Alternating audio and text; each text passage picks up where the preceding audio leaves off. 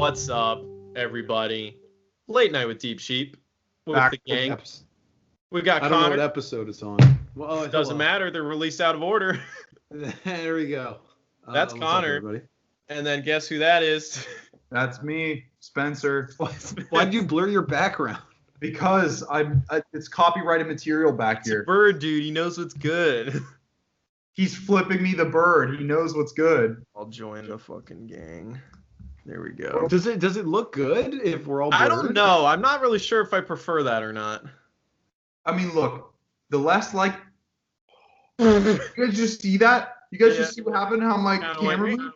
It's because my fucking charger is so small that it's literally like a dog on a leash, and it's being dragged every fucking second, and it's really really messed up. Well, you just I guess got not blurring the background like blocks like whatever it is like to be like red, I guess. Like, or if you don't want anybody to see what's in your background. I don't know what else. You're wearing a Nike hoodie though. That's pretty obvious. Well, that's in the foreground, so it won't be blurred. But if it say it was hanging up there, you might not know. I don't know.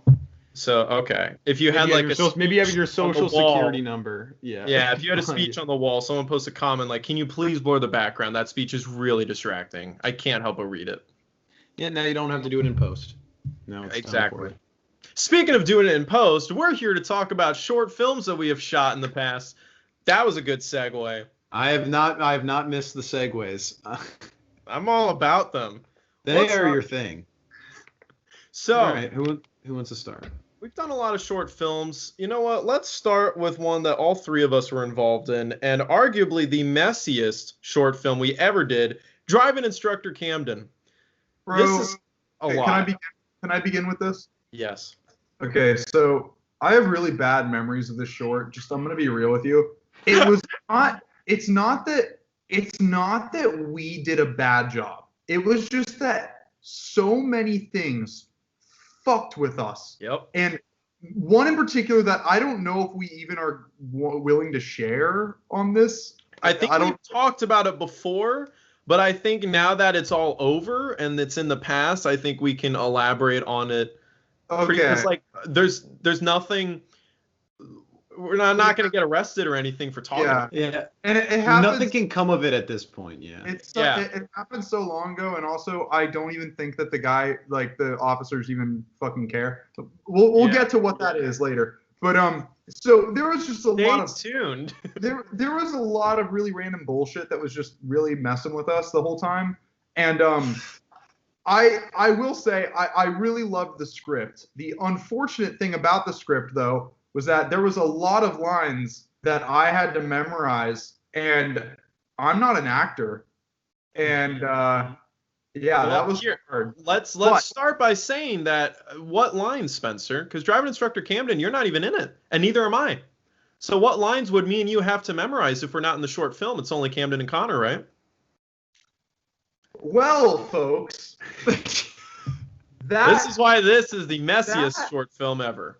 That is part of a bigger project.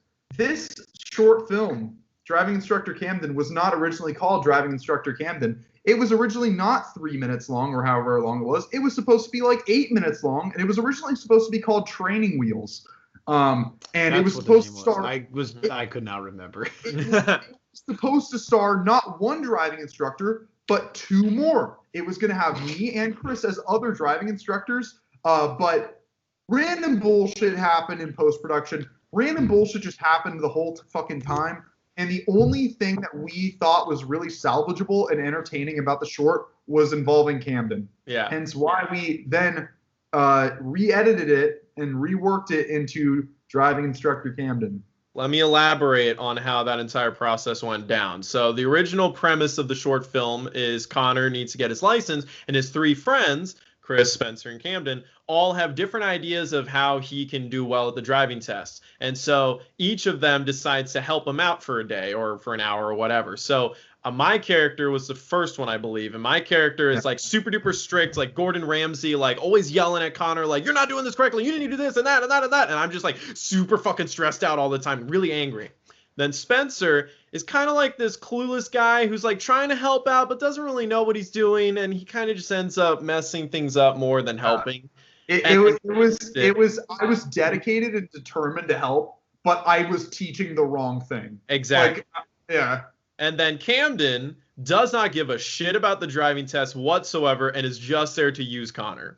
Now, in the end, some of the key reasons why most of the short film got cut out is because the shots in the car just didn't look good. For some fucking reason, the sun was on me very harshly, and I'm pale as shit. So I'm just completely washed out, and it looks bad.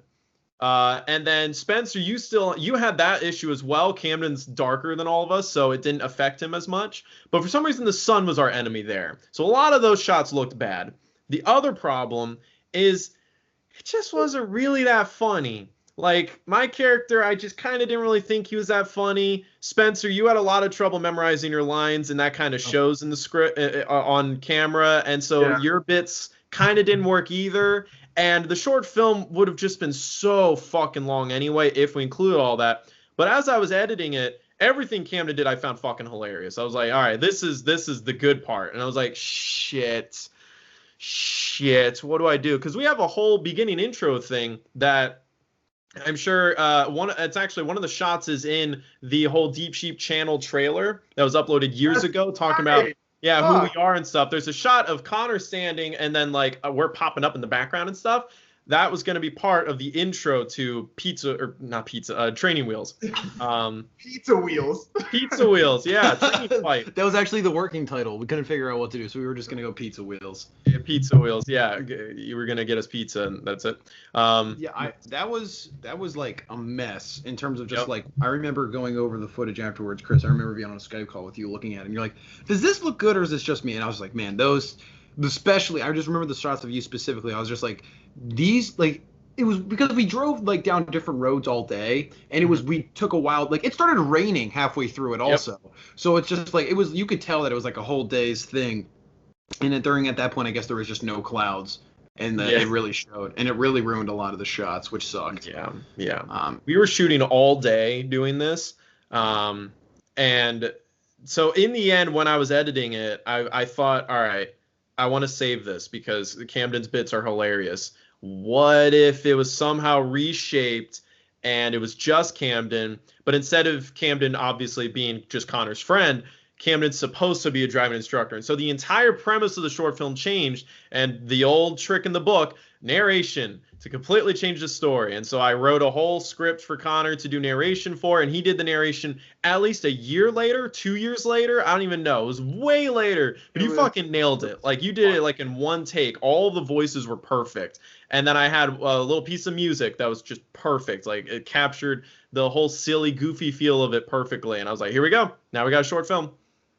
I thought that short was pretty funny for that reason. And I liked just everything involving Camden in it, and I think that's why, it like, even still, I think it stands on its own as like a pretty funny short film.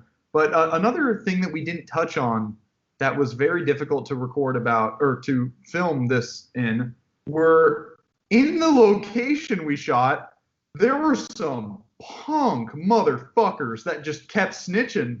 They kept snitching. Do you guys remember that one time? For one of the shots, I exited the vehicle and then just went back in. And I guess I like barely stepped on the person's lawn, but I heard like a like really fucking loud. I forgot about that. I forgot about that too till just now. This is why we have Spencer here. Yeah, Spencer's good for the memories. It was funny because I remember, Connor, you were like, or no, it was Chris. You were like, man, these people are nosy as fucking shit.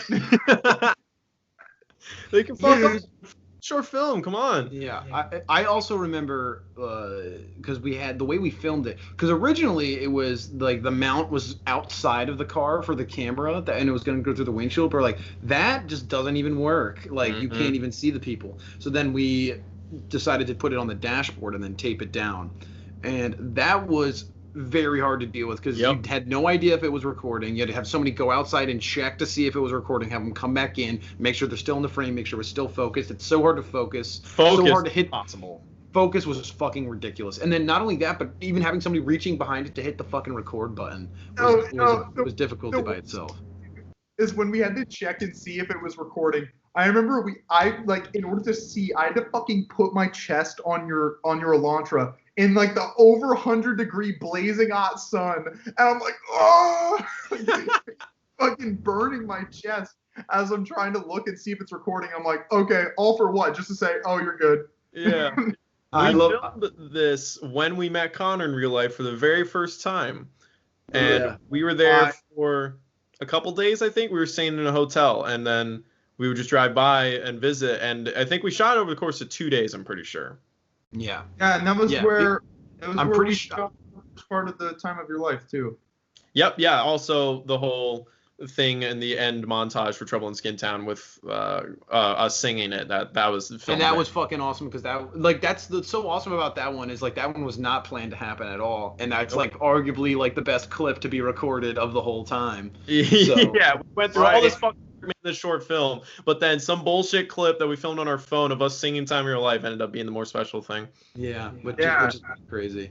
I do remember because I worked at a summer camp that year, and we were like, oh, we need more shots. So I remember I was like, as soon as because I didn't have work on the weekends, but you guys stayed till that Monday, so I had to rush home afterwards so we could get more shots before you guys left, because we were like, because you guys were like looking over what you could. You're like, we need to fix some of these. Yep.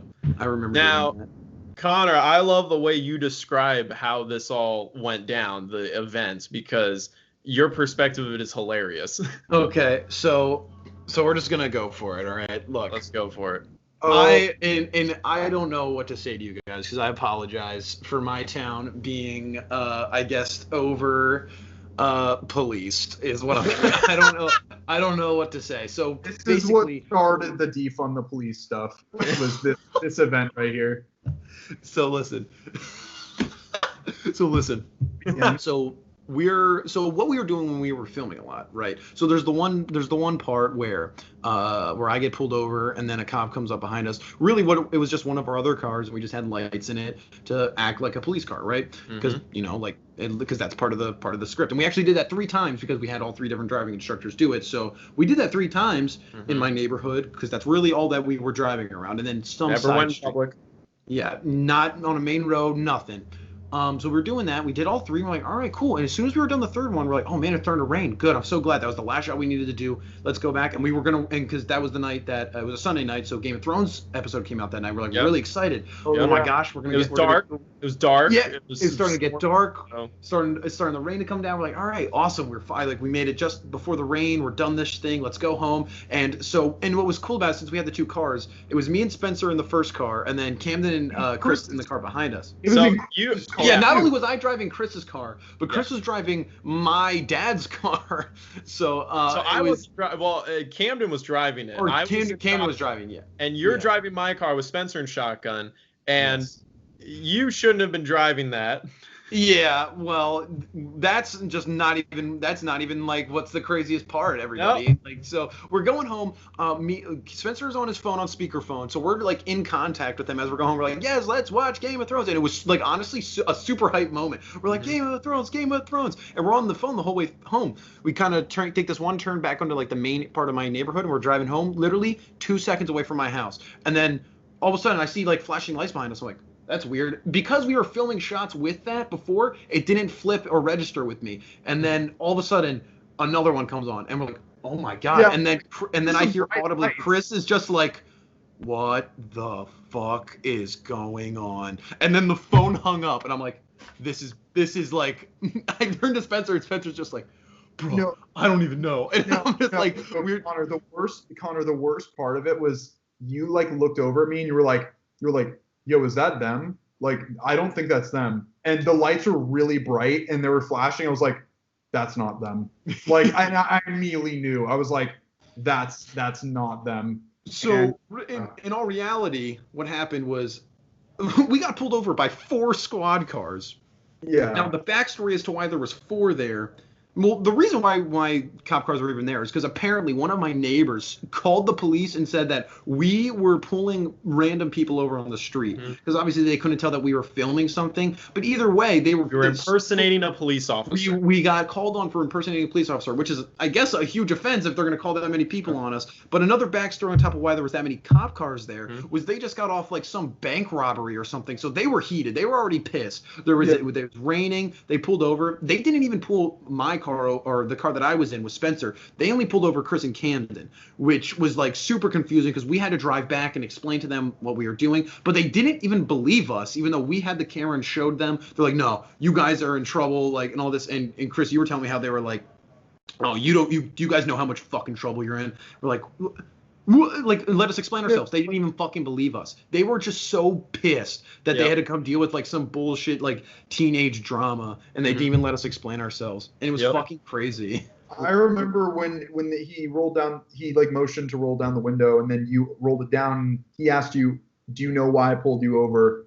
And I don't remember what you said, but he said something like, "Yeah, you impersonate a police officer. It's a serious crime." And I'm thinking like, okay, look, I'm sure that that's serious, but I had never heard of that being like, oh shit, don't ever do that, like, and whatnot. And also, like, he saw that the camera was in my hand. I was like, sir, I can also prove to you that, like, we're not bullshitting you here. Like, I have footage to prove this if you would like to see it. Like, that's how you said it too. I swear, officer, I'm not bullshitting you. I have footage.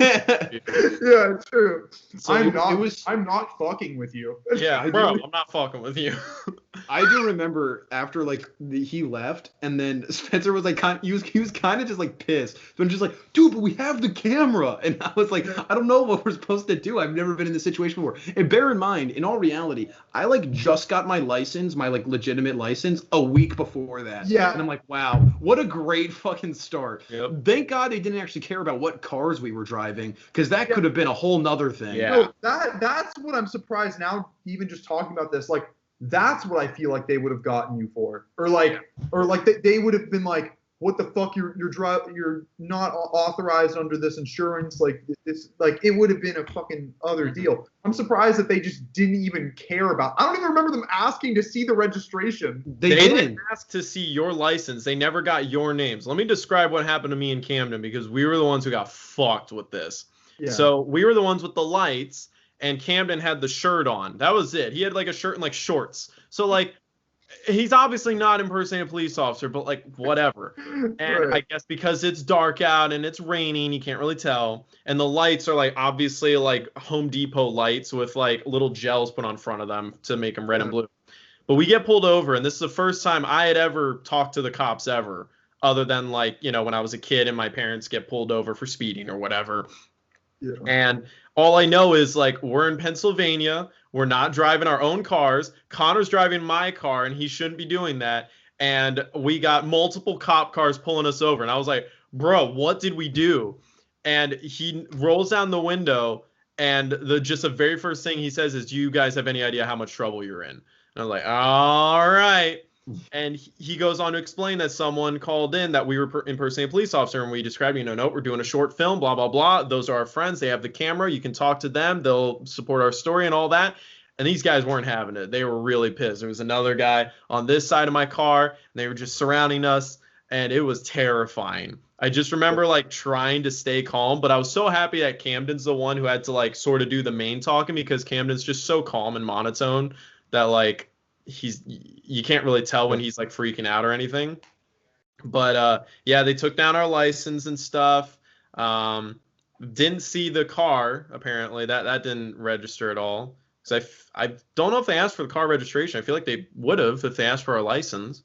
I guess the main thing is they didn't believe anything we said. So for all they knew is we were just like outside walking around impersonating a police officer. So it was less of the car, because you can't, I guess they can't take down information off of a car if it's not for the crime, because it was the crime. Yeah. Like the crime we committed was impersonating a police officer, which doesn't necessarily mean car. So I guess they don't need that information for it. But it was such a bullshit scenario because they were just so rude for no reason. Like we were being completely like honest and upfront and being completely compliant. They were just not having it. Mm-hmm. Like so this led to a whole event where me and Camden had to fly back several months later to go to court to argue our case to the judge and say we're not impersonating a police officer. We just made the mistake of not informing people that we were shooting a short film in a neighborhood and not in public. But either way, we're sorry. And so they waived it. But the funny thing is, the fine I think was like $1,000, maybe $2,000, and we didn't have to pay that. But I still had to fly across the country to get there and back. So I practically spent the money just to get there in the first place to get my fine waived. So that always pissed me off. As far as I remember, too, and obviously I wasn't there, but as far as I remember, Camden said that the guy walked up to the judge immediately and just said, "Oh yeah, I'd like to get this expunged immediately." Yep. And like you didn't even have to talk. Like nope. So we talked a little bit. He asked us about it. We definitely had to talk, but like it was very quick and easy, and it was just like, and the judge was just like, "All right, this is bullshit." But like we had to go to a Pennsylvania court. We had to go to that. Yeah. I couldn't do it online or anything. I had to. What really sucks about like this nowadays is so many like court proceedings are online, like over Zoom and just online in general. So if this happened nowadays, and I still think this is gonna follow after like COVID and stuff, you can probably just, if you're not like readily available, you could probably just Zoom in. This goes for a lot of things. I think a lot of things are gonna be more like online conscientious, if that makes sense. Like so that would not have been a problem, which fucking blows. Yeah. I mean, the cool thing that did come of it was that I got to see you guys again like a couple months later. Yeah. Which was kind of cool. And you guys got to go like see Philly a little bit. Yeah, and that's a cool thing. That's a cool thing for people. Like that's cooler, and it's kind of hard for me to understand that because like I live here, so it's not like that. Like, oh wow, like I want to like saying the Hollywood sign or something like that for people who live in California. I'm sure a whole bunch of people have just seen that all the time. They're like, that's cool. That's like what the Rocky steps are for me. So when people come here, they're like, wow, this is the coolest thing ever. Because every time I go there, you see people running up the steps. There is not one day of the year that there's not at least one person running up the steps, taking a picture, doing a video at the Rocky statue down at the base. It's really cool, honestly. It's such a cool place to go to. Yeah. But that is the biggest trouble of the law that I have gotten in my life, and it was all because we were shooting a Deep Sheep short film in Pennsylvania.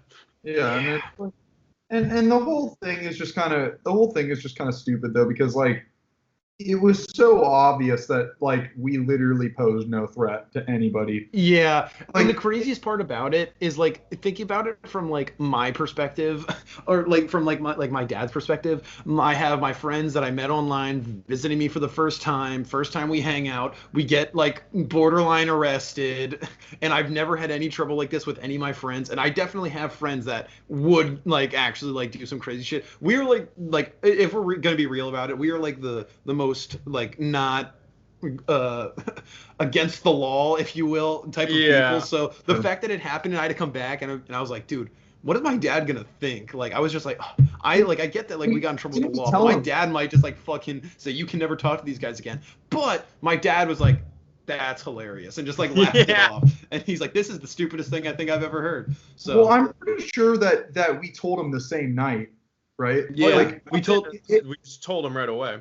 Yeah, and I remember being like really nervous about that, and then he said like, look, if that's the worst thing that you guys do in your life, I'm not worried, like, or something like that. And so that's he really is just like, my dad really is like laid back when it comes to like stuff like that, because like we didn't do anything, and he's like, well, yeah, you didn't do anything wrong, because we told him, he's like, so like I never heard the part of the story where you did something wrong.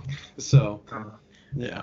That was a crazy first short film experience for myself. Yeah. So that was Training Wheels / Driving Instructor Camden. Let's fast forward to the summer trip where we did Please Leave a Message. Anyone got stories? So if I'm going to be completely real with you, I hardly remember anything about shooting this. Mark it down. Spencer doesn't remember anything. However, you know that one shot in it, the he ran out of time with the piece of paper that says he ran out of time. That stayed in my closet long throughout the time that I lived there, And I actually brought it over to my new place. It's in my closet now.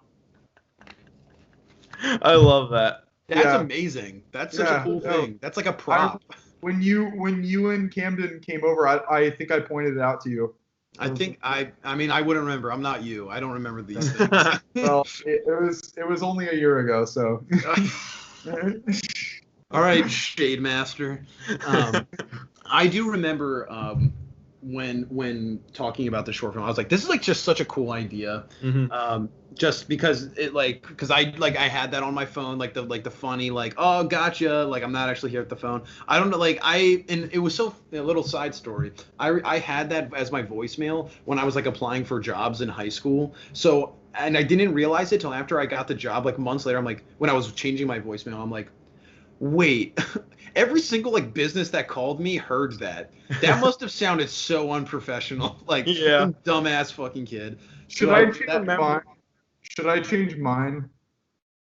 Is that yours? Like when you're like 10? Yeah. You need to leave that. That's awesome. Should we play it right now? Yeah. Yeah. Play it. Someone call me. Yeah, at least it's not. It's like, it's just, you're young. It's not like me being like blatantly like a dumbass. All right, now you're gonna have to bleep one certain part of this, but Okay. Here you go. Hi, you've reached Spencer Maples. I'm not here at the current time, so please leave your name and number, and I'll get back to you as soon as I can. If you'd like to email me, my email is @hotmail.com. Thanks. Have a nice day. At the tone. So yeah, I love the email part. That's so funny. Yeah, I love Hotmail. What email? What email are you talking about? But yeah, I'm trying to remember where the idea for that short film came from, because I'm pretty sure me and Camden kind of wrote it together. I don't remember which of us came up with the idea, but it pretty much was just taking that gimmick of like the gotcha with the voicemail and just pushing it to the extreme, but also having it happen during a situation where the guy needs the guy to answer the phone. So it was just a mix of a comedy, but also like an action crime thriller thing. And editing it was so weird, especially because I edited it 2 years later. So like I didn't remember. So I didn't even remember like what the short film was. I had to like find the old script and everything. And I didn't have Connor's voiceover. So again, had Connor record voiceover for something years later. And again, you nailed it. And I loved recording the voiceovers for this one. This one was fun. Yeah. This was very enjoyable. Yeah. And because this one was it the second short film we shot during the trip? Was that the second or the last one? That was the second one. Yeah. This was not No. And No was the first one, and then that one, and then Bro Wars A New Ho. Hell, I love saying these names out loud. It just really reflects. It's like, yeah, we shot No, then please leave a message, then Bro Wars A New Ho. Bro Wars A New Ho. Yeah, no, that was so like fun. I just remember just like watching it now. It's just like, wow, that's just like definitely like way funnier than I remember it being. Yeah. Like I remember being like, okay, this is cool, like this is intense, and that still like showed through, I think, in the final product. But it was way funnier in the final product than I thought it was going to be when we were making it. Oh, Yeah. So that was enjoyable. No. Please leave a message. I think the same could be said for The same thing can be said about that, but We'll get to Bro Wars A New Ho. Don't worry. Bro Wars Don't New worry. Ho should honestly have its own fucking like section. Yeah, I agree. But yeah, please leave a message. I just remember while I was editing it, it was a little messy, and it was kind of tricky to like find the balance where like, is this actually going to be funny or not? But most of the time when you sit down to edit something, you don't remember it being very funny, you can generally find a way to make it funny in editing, in post. Like there's plenty of times where we film even a gaming video or something, and then I edit it and I show it to you guys, and you're like, holy shit, that was like way funnier than I remember it being. Yeah, That's how I felt about the trials video. Like I thought that shit was like, I was fucking like, I was not myself in that video. I just love shut up. I love the way I literally am right next to him, and I'm like, shut up. Because when we were filming that video, I remember like it was pretty messy. We're not even talking about Please Leave a Message anymore, and it's not even a short film, but whatever, Trials. I just remember while we were filming that, Keaton is still relatively new to our videos and stuff. So like in the middle of it, he pointed out, I don't really know if you guys are gonna have anything to edit. Like I don't think this is gonna be a good video. And that's like a cardinal rule that we all know to not say when you're filming. Like you never say this is gonna be bad because that just kills the vibe. Like no matter what, you keep going. You keep trying to be funny because anything that's bad can be cut. So you need good stuff. And so that kind of killed the vibe a bit. And overall, the video was just kind of messy. Like, what the fuck is this video? We're just doing motorcycle shit. But when I was editing it, I was like, this is fucking funny. And I showed Keaton the video, and he said it's his favorite one he's been in so far. He loved it even more than the Olympics one, which that was the classic. It's hilarious. It's hilarious. And I even love the Olympics video too. Like that part in the Olympics where Keaton is like stumbling and he just barely goes over the line in the javelin throw, and he just goes like, fuck.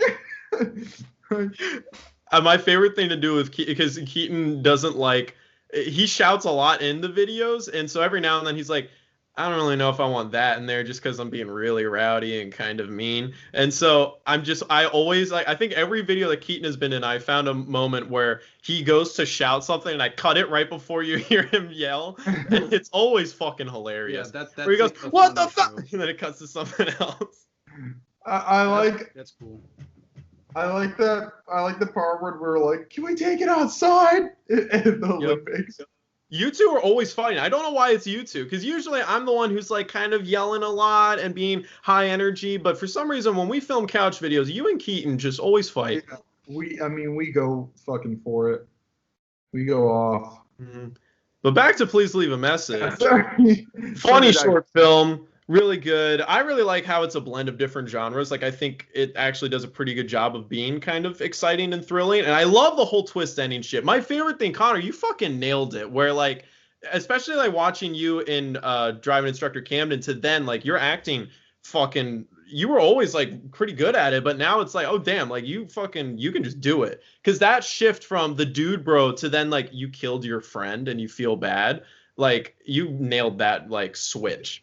I don't even know like why though, because like that entire week we were totally just dude broing it to the point where like if you find just like videos like on like my like Snapchat memories of us just like hanging out, we are still like that. Like that was our like there was a point where it just shifted, and that's what we were for the rest of time for the rest of the trip. So it was in a weird way, Tinder bitches and that trip just kind of like marked the beginning of my adulthood, because I just turned 18 and I'm like, and I turned 21. This is the beginning of the next stage of my life. Yeah, no, it was really fun though doing that short film, like just like the idea of it, like, and then at the end I do remember when we were doing the shot of like me just the reveal. I was just like I had so much trouble because I just kept laughing because I was like this, I know exactly how I'm gonna say this, but I have to get through the shot without laughing. And that was really fun. I remember Camden was laughing about it too, but that was fun. But then like also like as much as like being like the high energy like fun dude bro, like in the back of my mind I wasn't even trying to be like funny or anything like that, like because that my main thought was that it was going to be like that intense kind of thing. So that's I guess what I was going for when it was that. So I guess that's why the shift worked really well. Yeah, I remember the original idea. We wanted it to be like you guys are meant to be actual criminals, and I think it wasn't that you were a dude bro at first. I'm pretty sure it was just you were just being like an asshole with the whole voice message stuff. And Camden's supposed to like be in like a robber's outfit, like you know it's like the hideaway house or whatever. But then because the trip was so dude bro-y and we were just in that zone and the place was a fucking mess and we didn't feel like really cleaning it, we're like, let's just use what we have to make it look like a frat house, because it is a frat house. And let's have you guys be actual dude bros. And I think that's my favorite, like, unironic thing about the short is Camden is decked out in this such a douchey outfit. But he's dead serious about it. Remember the bank job we did? It's like, you don't look like you do bank jobs, bro. Yeah. It's so funny because, like, even though it, like, kind of doesn't, like, make sense, it kind of does at the same time. It's like, you know what? I'll take it. I think it's just kind of that thing where it's just, like, the visual of that is the funny part, but what he's saying is the serious part, and that's the blend where it just I honestly think think that like that is like one of like the best like blending of genres and like a short that I've seen in a decent, because like a lot of the time when it comes to like short films and like student films, people have an idea of what they want to do and they're like kind of like just stuck on that. It's not like a very expansive idea where it kind of branches out and hits two things. Where with that, it's also just like comedy's also just like a fun thing. It's not like it's the least serious. So as long as you don't take yourself seriously when it comes to that stuff, it's fairly easy to do, in my opinion. So I think the blend, because the idea of the short wasn't funny, but it's adding that little layer to it made it funny, and I think that's why it worked so well. Yeah, and that's just a lesson when you're making short films, is like whatever idea you have for it, generally it's not going to actually turn out that way. Sometimes you can get pretty damn close to it. Like Camden Saving Porkers, or whatever the hell that one's called. What's that one called? Is it just called Camden Saves Porkers? Yeah, Camden Saves Porkers. Camden Saves Porkers, creative title. That one is pretty much exactly what I envisioned it to be. But Driving Instructor Camden is the complete opposite. Like literally that short was saved in post. It was like our Star Wars basically. We'll get to our Bro Wars though in a bit. But yeah, like with Driving Instructor, or not that one, the other Camden one, Please Leave a Message. We have so many great titles. But with Please Leave a Message, that one was going to be tricky because shooting something serious is way harder than doing something comedic. And I remember like Camden has always like, he's always kind of struggled to do serious stuff because it's just hard. And like Camden's voice just naturally is kind of funny. So like when he has to be like intense and scared, it just doesn't work because like his reserve of energy, I guess, is just lower than most people, I feel like. Like if you tell him to scream and shout and be like, you know, terrified, you just don't get that from him. Like even when he's actually scared in real life, if you ever watch the My Mom Plays videos where he's legitimately scared, like this is him being scared. Like he doesn't really like emote. You know? Yeah, but he did a fantastic job in Please Leave a Message, where I love the one take where he goes, if I don't, they're gonna fucking kill me. Like I believe him there. Or like when we find Daniel's dead body and he's like stuck back there, like I believe he's like terrified. And that was what was a really cool thing about editing that short, where I'm like, yo, Camden got fucking good at acting. This short's pretty banging. I just love the ending where it's like the reveal, like Camden's talking on the phone. That gives me major Saw vibes. Just like ending like do, and you're like, what? Yeah, that whole short, like when you think about it, there's so much like lore that was built up in the 4 minutes. But like, what does it mean? We didn't know shit. Yeah. I love, and also this is kind of just like a thing that I like in like film itself. I love world building when it comes to just like, and so in short films it's like, okay, you can't really do huge world building, but when you have stuff like that where it's like, okay, that's super cool that you got it out super fast, because that's the hardest thing to do, is to create the whole world in a short film. That's super when you can do it when you can do it correctly and you can do it effectively. That makes it, in my opinion, and what I like, I think it makes it really good. Because that short was really sick. There's so many details when you think about it. They're like, what does this mean? Like, why are they frat bros? Are they frat bros? Because they seem like it, but they do bank jobs. They live in a frat house, or is that an undercover thing? Daniel is killed somehow. We don't know how he died. Then Connor, like, I think about it, your trick is that you're stalling, but you weren't actually on the phone. It was a recording. But then you need him to find out that it's a recording before you kill him for some reason. Then you find the money that's just like hidden down there. You knew where the money was, but then you give the money to the guy who, we don't even know if it's a guy or a creature or whatever the fuck. Like it sounded like a creature or something. But then you did the whole prank where you're like a douche and fuck over Camden, but then like after you kill him, you like look sad about it. You're like, man, I had to put down my friend, and then somehow Camden's not dead at the end, and it's like a whole. There's so much. They're like, what does this all mean? Yeah, it's very for people to create their own theories about what all of that means. It's the most thought-provoking, unthought-provoking short film of all time. Because it, like, seriously, like, I do think it's just because, like, we just didn't, like, if you don't take shit seriously like that, it doesn't matter. Like, it really doesn't at the end of the day. But if you're like, oh my god, but we have to hit all the dots here at the dot, I mean, at the end of the day, it worked. I don't think it failed because it wasn't, like, very concrete. I think that's awesome about it. Yeah. I think I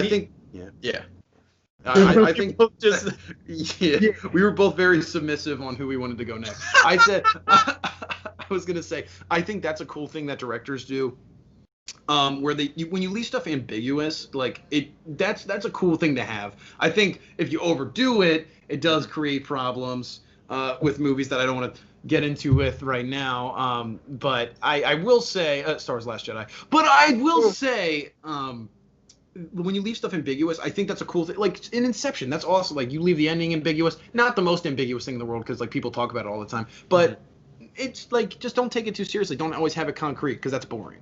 Yeah. And also, like, I have a big problem with certain ambiguous endings because people can always argue, like, oh, leaving it ambiguous is cooler. And, like, sometimes it is, sometimes it isn't. But the important thing is you need to finish your story. Inception, to me, is the greatest ambiguous ending of all time and maybe the best ending to a movie ever, honestly. And the reason why it works so well is because whether or not you have a different answer of if it's a dream or not, it doesn't matter. The story's still over. The whole point of the movie is spoilers for Inception if you haven't seen it. Whole point of the movie is Leo wants to get back to his kids. That's it. And at the end of the movie, he gets back to his kids. Are the kids real? Is the whole reality real? It doesn't really matter because he got back to his kids and he believes it. And that was also just the whole point of the movie is that dreams can become your new reality. Those people that were sleeping constantly for 50 years, 100 years, they said, why would they want to spend all their lives in the dream world? It's like their dreams become their new reality. So all of it adds up to that's the point of the movie and the story is complete. I hate it when you have other endings where it's like the story isn't over. You know, like a bad way to end our Please Leave a Message would be if you go to, like, Camden opens the drawer and he realizes it's you and he turns around and you have a gun pointed at him and it cuts to black. That would be such a shitty ending. The whole point is we're waiting for you to get there and to figure out, wait, what? Like, are you tricking him or not? And when you find out you're tricking him and then you cut away before anything else happens, that's not, where's the story? It's not over yet. And I hate it when people do that. The worst example of that ever done, in my opinion, was that fucking Walking Dead finale.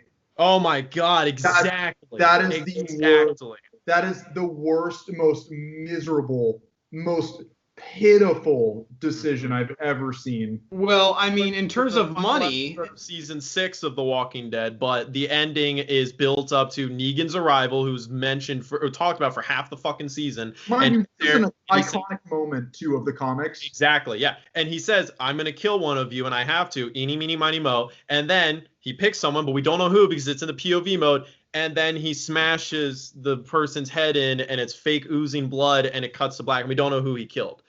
That is so god-awful. It's the equivalent if Empire Strikes Back ended with Obi-Wan never told you about your lineage, and then Luke is just sitting there frozen, and then you don't even hear what Darth Vader says. Exactly. Because to me, and TV shows used to make this mistake a lot back in the day, where they would end season finales more like how I think TV shows end their penultimate episodes now. Penultimate episodes are all about the extreme cliffhanger stuff, the stuff that you are constantly talking about. Wait, is this going to happen next week? Blah, blah, blah, blah, blah. Back in the day, it would be the end of the season. So the beginning of a season would be the climax in a way. I remember one of the biggest examples, Smallville. I don't know if you guys ever watched that show. I used to watch it with my mom. The end of season 1, I'm pretty sure, ends with this character Lana Lang is Clark Kent's girlfriend. She gets sucked into a tornado, and Clark Kent is like, I need to go save her. So he speeds into the tornado. That's how the season ended. He just went into the tornado. Huge cliffhanger. The beginning of season 2 is all about him rescuing her, and it's over in like 5 minutes. And of course she lives and all that. But it's like, what? Why end the season? That's a penultimate episode ender right there, you know? So with The Walking Dead, that's an example of like, that is such a terrible way to end your season. Why not? Because think about what your audience is waiting for. Now, all the people want to know is who does he kill, and that's it. If you end the season with, spoilers for the first episode of season 7, if you end with him killing Abraham, but especially killing Glenn, and then just walking away, end of episode, end of season, that is how you set up the next season. Because then everyone's going, holy shit, I'm heartbroken. My mind is blown. How the fuck are they going to deal with Negan? And that's what do they do next? Yeah. Exactly. Not what did happen, but what will happen next. Agreed. The only argument you could make for a decision like the hitting the cameraman thing is, oh well, we want the season premiere to be like, we want everyone to watch the season premiere. But I'd argue you get the same effect by still showing it. And they fucked up. That to me is the jump the shark moment, because if you look at the viewership, the first episode of season 7 is the second most viewed episode of the whole show. The first one was the season 5 premiere, and they're both by far #1 viewed.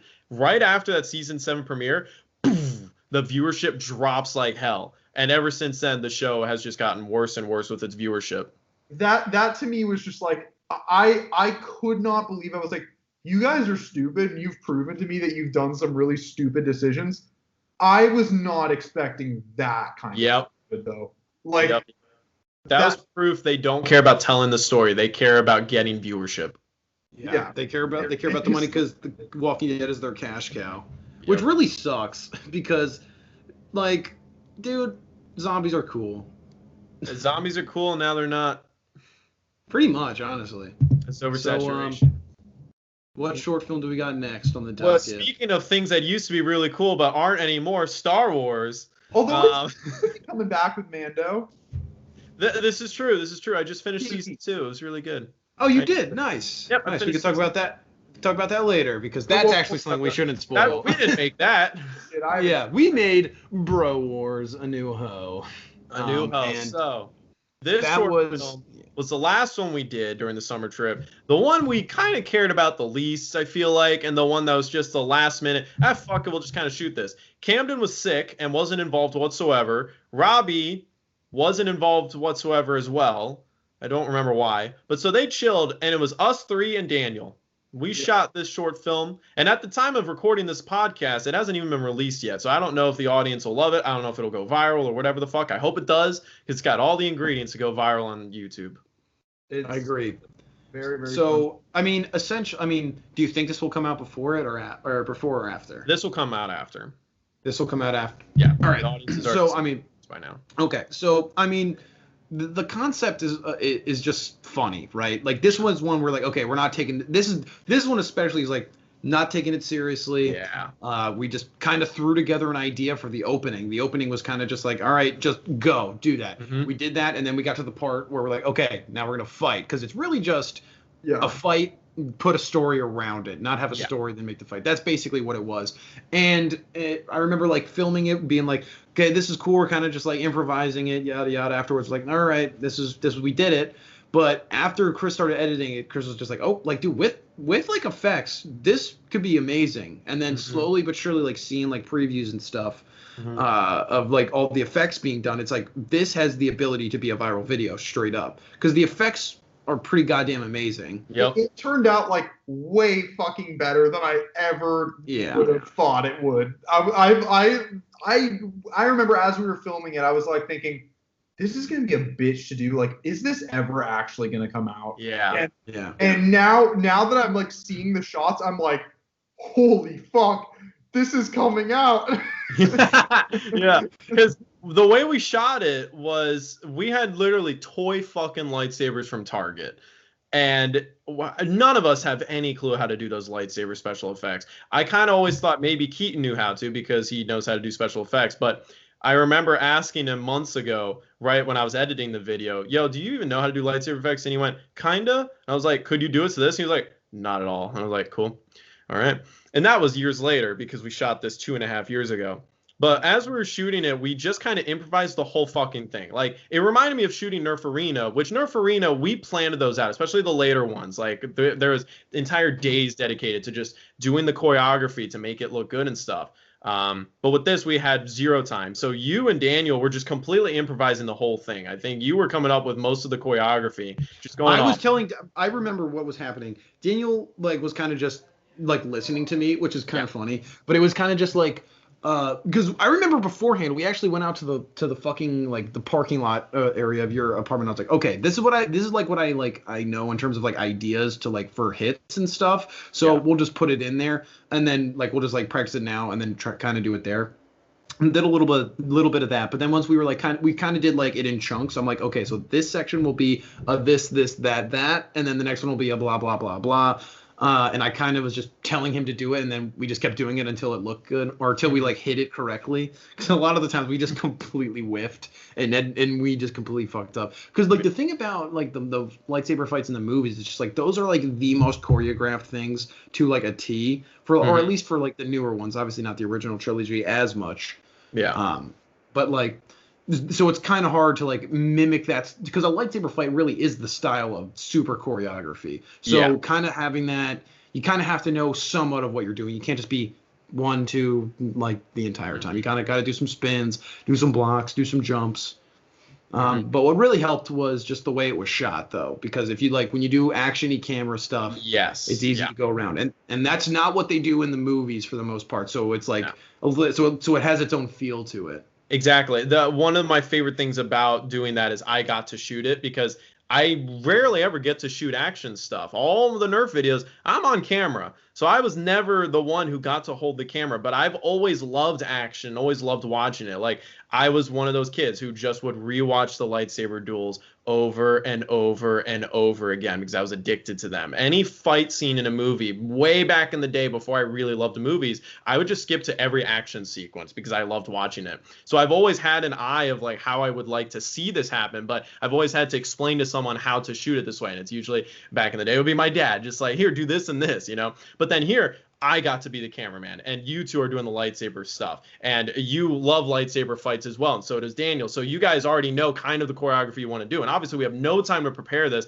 We're not professionals. Neither of you can do flips or anything like that. So it's just, how do we make this look cool? And I was like, I know. I just want to do this, and I'm so fucking happy because everything on camera is like exactly how I envisioned it. And like when you really boil down, the choreography isn't amazing. Like, it doesn't actually look really cool. But when you add lightsaber effects, dude, it doesn't matter. It's just incredible. And especially, we did, and little known fact about this, and Chris can confirm this, we actually hired a deer to be in it. We paid him. He was a very, very like respectable actor. He was kind of impatient. He only wanted to do one take. Yeah. But I mean, that was all he needed. He was a professional. He did fantastic. Weird thing is, he didn't sound like a deer. I don't even know what a deer sounds like, but I don't think they sound like that. Yeah, kind of sounded like an alien deer, which is why he was perfect for the role. Well, he was perfect for the role. I mean, we paid him double for it. The only actor. And he's the only one who got paid. Yeah, I didn't get paid. He's the only actor that got paid. Yeah, and he had 5 seconds on screen. I don't even remember seeing that deer. I don't even remember seeing that deer during that shot either.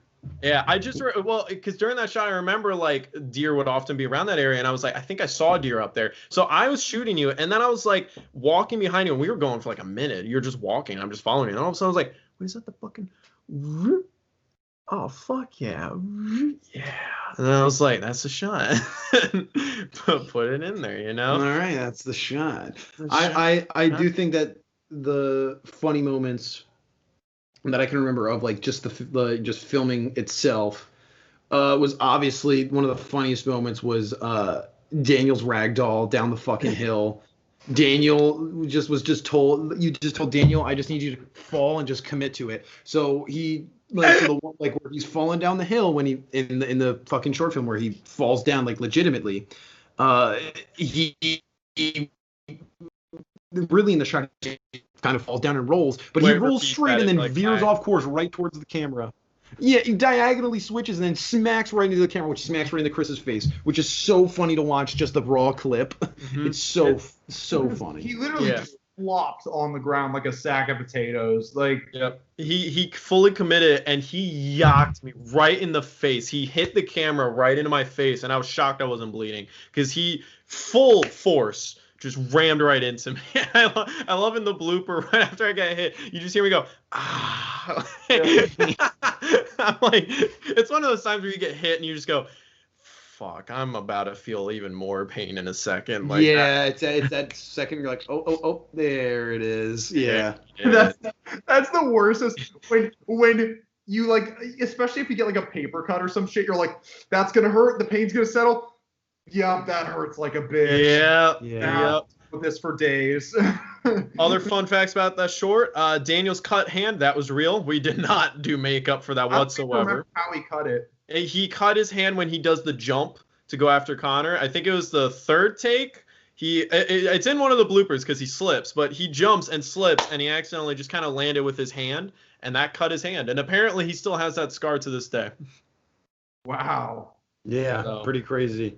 Yep. I mean, it was a pretty bad cut that we just when we were that was right when we started filming. So Yeah, we it was weren't right able in to take we weren't able to take care of it like the entire time. And he was just like, I'm Army, I'm fine, you know? Yeah. Yeah, I loved when we were down by the bottom with the gravel and like so many people slipped when we were filming, which was really funny. That was some of the hardest I've ever laughed while shooting something. Is when Daniel slipped 3 times in a row. I was crying laughing. That was so funny. 3 times in a row, he just goes, shoot, shoot, shoot, shoot. That was really fun. The location was super cool. That I fucking too. loved that. That was awesome. The location, I remember because I knew we were going to shoot there before we ever shot it because I remembered this was at my college, Spencer's college, where it was like early on. I just remember me and a couple friends, we just kind of walked around sort of the back area of the college, and we found like this downward path, and we just kind of kept going, and we were like, I wonder where this leads. And suddenly we found, I think it was like a big drain or something, but it's empty. So it just kind of looks like this huge like mountain, almost like a skate park thing, but it's just like a big dip. And it's like, yo, this is a cool area. And that was years before. That was like my first year at there. And so then when it came time to do the lightsaber fight, I was like, that'd be a cool location because that's one of the key things. I feel like a lot of lightsaber fights are always either in a parking lot or just like in a forest. But like if you look at most lightsaber fights in the movies, there's always verticality to it. They're always in a cool location that has to do with like jumping down or jumping up or something like that. Or there's a lot of stuff like that going on. And so like some of my favorite shots of the whole short are like that one epic faraway shot where it just reveals like the location we're at and how high up you guys are and how you two were legitimately on the edge of this. Like if either of you slipped, you could have died probably.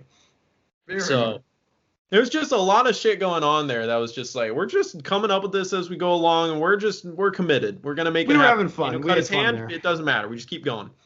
Yeah. Exactly. It was enjoyable to a certain extent. I remember coming back just being exhausted, just being tired.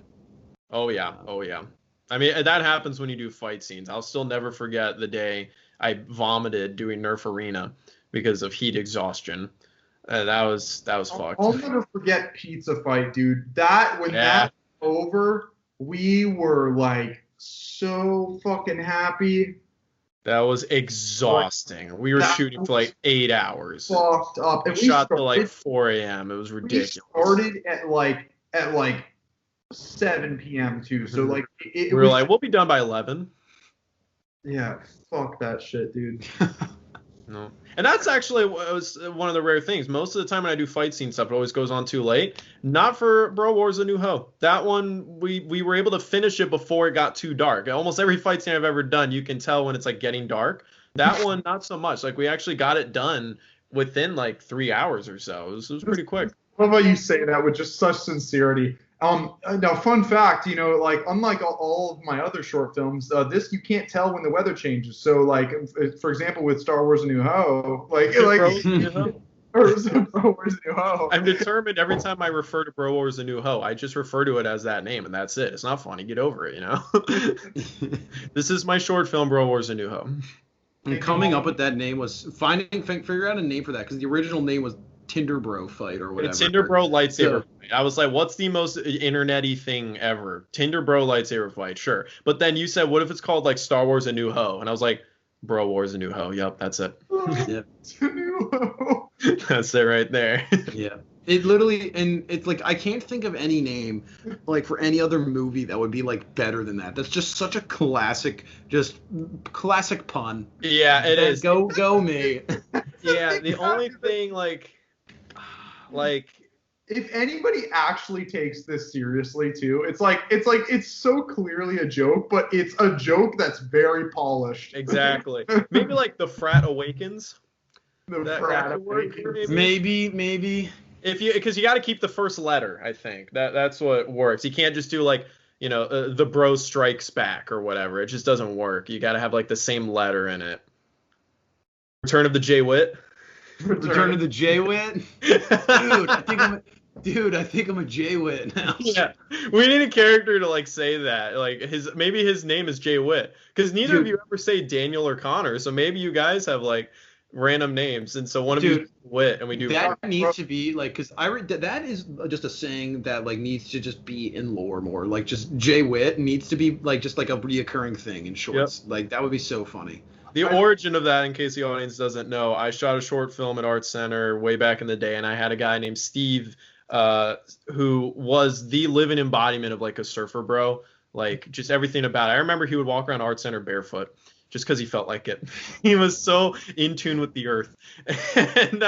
And we were shooting, and I was like, play sort of like a creepy version of yourself, and you're chasing after me, and I'm a Jehovah's Witness. And so he just kept coming up with random like surfer bro things to say. And then the whole point of the end of the short, I think it's called Christopher Cox, a Jehovah's Witness Part 2 or something like that. Anyway, the ending is he gets my book and he points out like he actually likes what he read and that he thinks he's a Jehovah's Witness now. But he improvised all of it, and he just went, yeah, I think I'm a Jay Witt now. And that line is so classic. And I told you guys about it. Ever since then, we've always quoted it. And then I love what Camden did during this summer trip that I wasn't there for, but to me is one of my favorite memories that I wasn't a part of. We were going to get ice cream, and you guys were going to cross the street, and the like walk sign came up, and Camden went, I think I'm a jaywalk now. That's the most clever thing ever, and I love that. Dude, he said that. He said that, and like I think about that at least once a week. That is the funniest. Like seriously, I'm like I think about it. I'm just like, there's no way he just came up with that on the spot. That is like so clever. It's almost too clever. Like that's so funny. Like that's just like a joke that should be like in like BoJack Horseman or something like that. Obviously, like the lore is like kind of like hard to understand. You have to explain like the whole backstory, but that's so funny. Yeah. I think I'm gonna jaywalk now. That killed me. When he said that, I just started laughing. Like, and everybody's like, "What the hell?" I was like, "That was the funniest thing I think ever to be said around me." Nothing beats those moments that are so funny when they happen in person that it's like it's almost like it was scripted. Like this is because it was so good. Like that was such a good moment. I will never ever forget the one time Robbie, when we were playing Worms, or no, it was, I wasn't even there for it, but the way you described this was so fucking funny. Of a game of Left 4 Dead where it was you, Daniel, Camden, and Sean, I believe. And there was a tank. Yeah. There was a tank that was like, you can't get me, you can't get it, nah, like just doing it, and you were sure, like, okay, there's no way. So the backstory, we're playing on expert difficulty, and this is like way back in the day when that was like extremely difficult for us because we're all young and we're all playing it, and we had a tank and it was on the hospital level of no mercy. So if you get hit up there, you just go flying off. And we're like, oh fuck, the tank is here. We're all low on health. We're not going to make it. And Daniel's in the black and white. And for some reason, the tank got glitched in one of the bars and he's just stuck there, just frozen in place. And he couldn't move. We're all like, oh shit, that's awesome. And all of us were like kind of shooting at him like, all right, we're going to take him down. And then we just kind of stopped for a second because it was like, yo, this is hilarious. And then Daniel walks up in the black and white and he's just like, ha ha, you can't get me, jumping up in front of the tank. Right on cue, the tank just goes and just punches him and he drops dead. And it was like the funniest perfect gaming moment ever. That's really funny. And then there's also that moment when Daniel and Robbie and I were playing Worms. You know the Super Sheep and how it's kind of difficult to get the controls if you're like new to the game. Daniel had no idea what to do with it. So he literally, like, I shit you not, imagine this is the Super Sheep. He let it go. He's like, and boom, boom, and killed him immediately. And we all fucking exploded laughing. And like, nothing beats those moments, man, where like, and there were a couple of them caught on tape. Yeah, sometimes we get moments like that are caught on tape. Like the death toll, when Connor kills you while he's down in the safe room.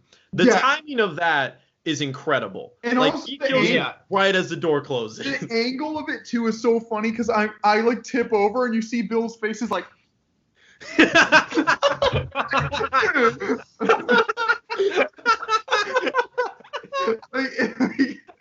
it's hella funny.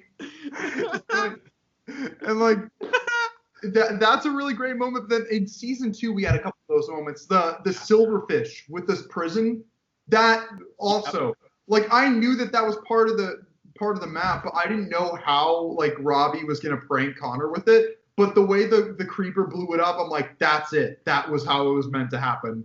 Like sometimes Yeah, that like, stuff how happens. else Or even I don't think that could have like been better in any way. no, it couldn't have. You have every ingredient right there to make it a perfect moment. The cherry on top is that you were the one who punched the creeper into it. and I couldn't. I didn't know, so Exactly. Yep. And I completely forgot that it was even in there too. So like it was just a completely original moment that just happened out of nothing. Mm-hmm.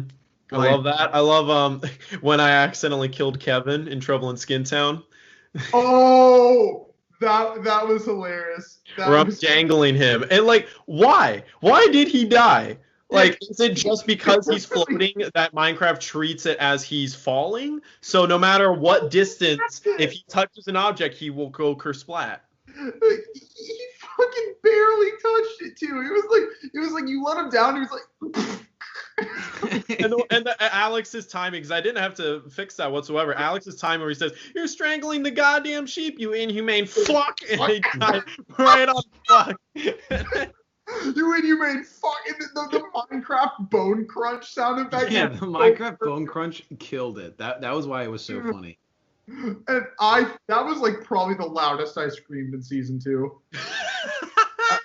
That was the most insane. It sounds like bloody murder. Yeah, I remember that was one of those moments where like it ruins the lore, but like who fucking cares? It's so Like, funny. It's so fucking funny to the point to where like if this is not in the episode, it's just a wasted opportunity. Exactly. yeah.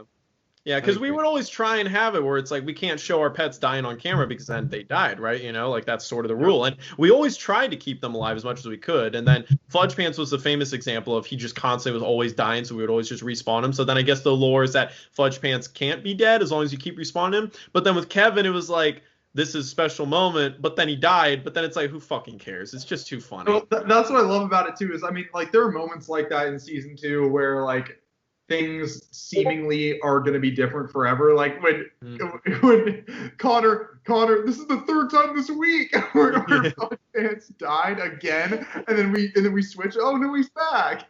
Like, Yeah, that was just like a shitty first job to have. to make me fucking Fudge Pants is like fucking shepherd. I sucked at that.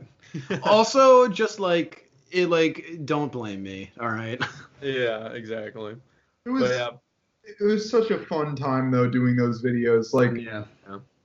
It's always cool when you capture like magic on camera, like certain stuff, like getting that deer in the shot and then being able to zoom out and have you there, or just anytime we're shooting stuff where it's like the way you say something on camera ends up being so hilarious that it's like that's in the short film and now it's published on the internet forever and we can always relive this great moment.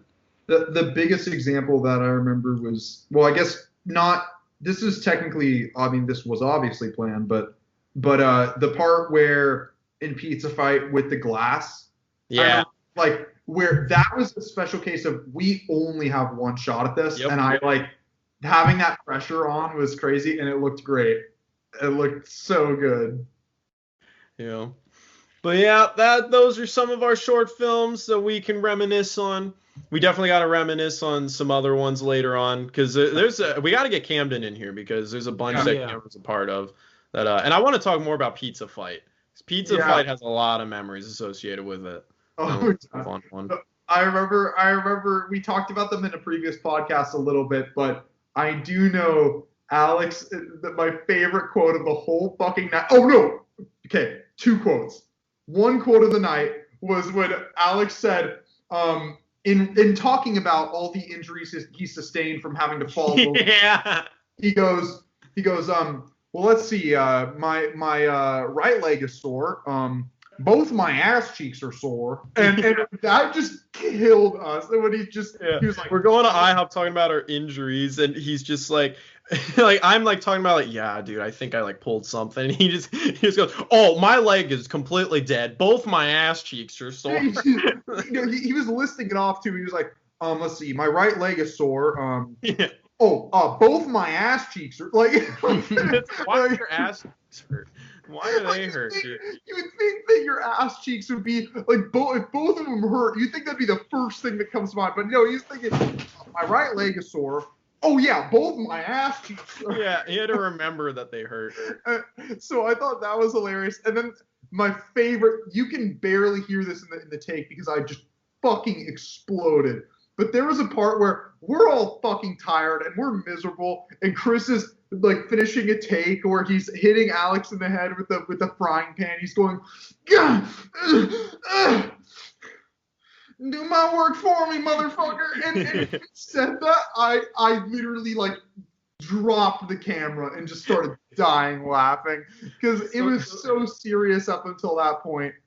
Sometimes when you're fucking exhausted, you just gotta say something because you're like, this sounds funny, I'm gonna say it. You just do. He's just like, do my work for me.